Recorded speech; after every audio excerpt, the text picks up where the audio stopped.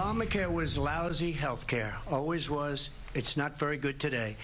And what I said, that if we come up with something, and we are working on things, we're going to do it and we're going to replace it. But remember this, I inherited Obamacare because Democrats wouldn't change it. Access to health care should be a right and not just a privilege of those who can afford it. And the plan has to be to strengthen the Affordable Care Act, not get rid of it. If it wasn't for our extraordinary fires and heat, this would be our top story. In Philadelphia, former President Trump and Vice President Harris debating for the first time tonight, meeting for the first time tonight. And now Harris's campaign is calling for a second debate before November. Fox's Connor Hansen live for us tonight in Philadelphia in the spin room. Connor.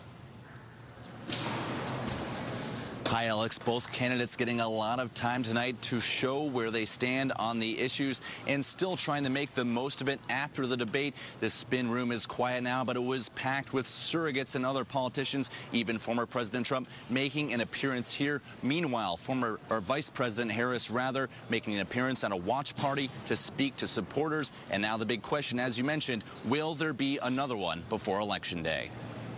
With less than 2 months until Election Day, former President Trump and Vice President Harris wasted no time diving into policy in their first face-to-face meeting in Philadelphia. The economy, the top issue among voters, taking center stage. Donald Trump has no plan for you. And when you look at his economic plan, it's all about tax breaks for the richest people. I had no inflation, virtually no inflation. They had the highest inflation perhaps in the history of our country. As each candidate laid out their vision for the country, they also attacked each other on key issues. Trump hit Harris hard on the border and crime.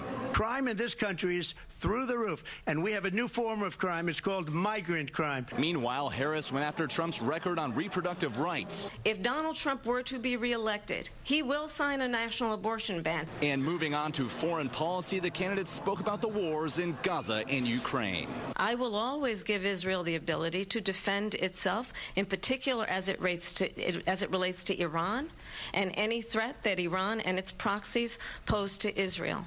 But we must have a two-state solution. If I were president, Russia would have never, ever have gone into Ukraine and killed millions of people. Polling shows both candidates virtually tied in crucial swing states, making tonight's appeal to undecided voters even more important.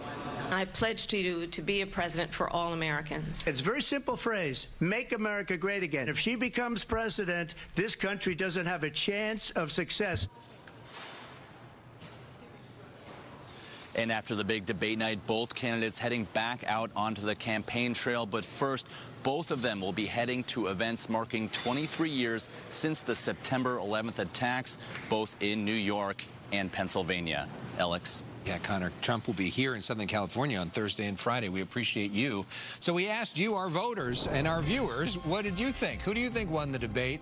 In terms of our voters and viewers, thousands of you contributed. Donald Trump at 67%, Kamala Harris at 33%. That's at foxla.com/vote.